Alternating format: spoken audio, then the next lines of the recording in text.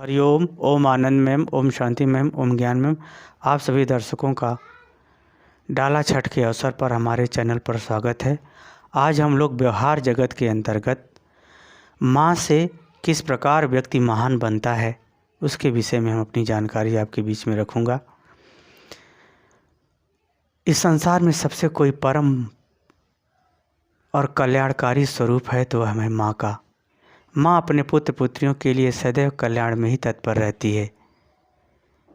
अतः आज हम माँ के अनेक गुणों में से 4 प्रमुख गुणों को आधार पर 4 प्रमुख गुणों के आधार पर व्यक्ति कैसे महानता को प्राप्त होता है, यह जानकारी मैं आप लोगों के बीच में रखूँगा।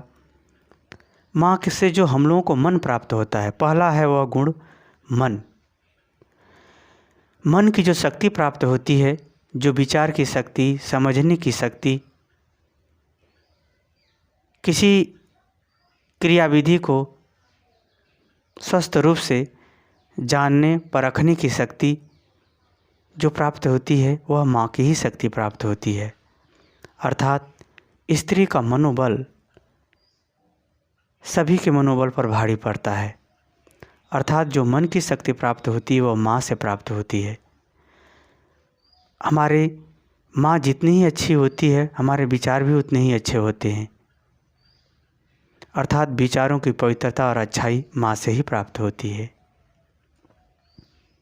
ज्योतिष शास्त्र के अनुसार मन का संबंध चंद्रमा से होता है और चंद्रमा का संबंध माँ से होता है। अर्थात जो हम लोगों की मन की शक्ति है, विचार करने की शक्ति है, वह माँ की ही देन है। और जितना ही हमारे विचार अच्छे होंगे उतना ही हमारे अंदर अच्छाई होगी और उतना ही हम महानता को प्राप्त होंगे। यदि माँ की दूसरी शक्ति की हम बात करें तो वह लज्जा की शक्ति। लज्जा का अर्थ होता है गंदे कार्यों से दूर रहना, या जो कार्य नहीं करना चाहिए उसे नहीं करना चाहिए। गंदे कार्यों से दूर रहना ही लज्जा है। तो चाहे पुत्र पुत्रियों में जो भी लज्जा है, यानी गंदे कार्यों से, गंदे विचारों से, गंदे लोगों से, गंदे कर्मों से जो दूर रहने की प्रबल इच्छा होती है या व्यवहार आदमी करता है, वह माँ की ही देन होती है। अतः व्यक्ति जब गलत चीज़ों से बचा रहेगा और अच्छाई की तरफ प्रयास करता रहेगा तो महानता को प्राप्त होता है। यह भी शक्ति माँ की ही देन होती है। तीसरी अगर महत्वपूर्ण शक्ति की हम बात करें तो कर्म करने की इच्छा शक्ति।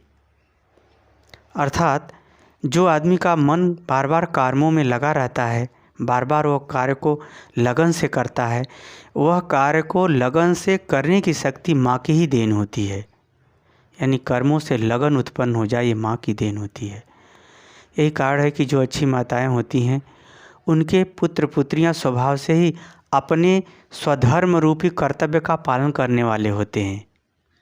अतः माँ का कर्मों के माध्यम से जो आगे बढ़ाने की जो लगन शक्ति होती है वो भी माँ की ही देन होती है। व्यक्ति जितना ही कर्मों को लगन से करता चला जाएगा वह आगे चला जाता है। यदि माँ की हम चौथे गुण की या चौथे शक्ति की बात करें तो भगवान के प्रति श्रद्धा भावना की शक्ति। सामान्यतः सभी माताएं पुरुषों की अपेक्षा भगवान में अधिक श्रद्धा विश्वास रखती हैं और शास्त्र पौराणिक मत के अनुसार सभी सुखों और सभी शक्तियों का वास भक्ति में होता है। यदि उदाहरण आप लें तो इस संसार में जितने भी महान लोग हुए हैं, राजनीतिक क्षेत्र में, समाज सुधारक के क्षेत्र में, आध्यात्म के क्षेत्र में, संतों के क्षेत्र में या भक्ति के मार्ग में कोई महान हुआ है तो उस महान के पीछे उस श्रद्धामय माता का ही हाथ होता है। श्रद्धा युक्त माता की ही देन होती है।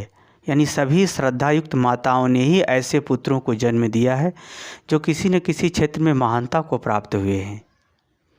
तो श्रद्धा भक्ति की अपार जो विश्वास शक्ति माताओं में अधिक होती है, उसके कारण से उसके पुत्र पुत्रियों को अपार शक्ति का आधार गर्भावस्था से ही प्राप्त हो जाता है।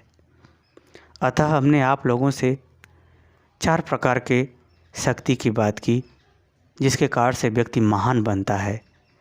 पहला मन की शक्ति, वो भी माँ की देन होती है। कर्म में लगन की शक्ति वो भी माँ की देन होती है। लज्जा की शक्ति वो भी माँ की देन होती है। श्रद्धा भक्ति के माध्यम से समस्त शक्तियों को जागृत करने की शक्ति वह भी माँ की देन होती है। अतः माँ की सदैव चरण वंदना करना चाहिए। माँ से यदि कोई आपका अपमान भी हो तो अहिंसा का ही आप पालन करें। माँ को कष्ट न दें। माँ सदैव आदरणीय है, चाहे वो खराब हो या अच्छी। आप माँ को आदर करते रहेंगे, माँ से समस्त गुणों का आपके अंदर धीरे धीरे वृद्धि होती रहेगी और आप महानता को प्राप्त हो जाएंगे। हमारा विचार आपको कैसा लगा आप कमेंट बॉक्स में ज़रूर बताइए। इसी चैनल पर हमारा बीएड का भी क्लास चलता है, अतः मेरे चैनल को लाइक कीजिए, सब्सक्राइब कीजिए, शेयर कीजिए। आज के लिए इतना ही। हरिओम।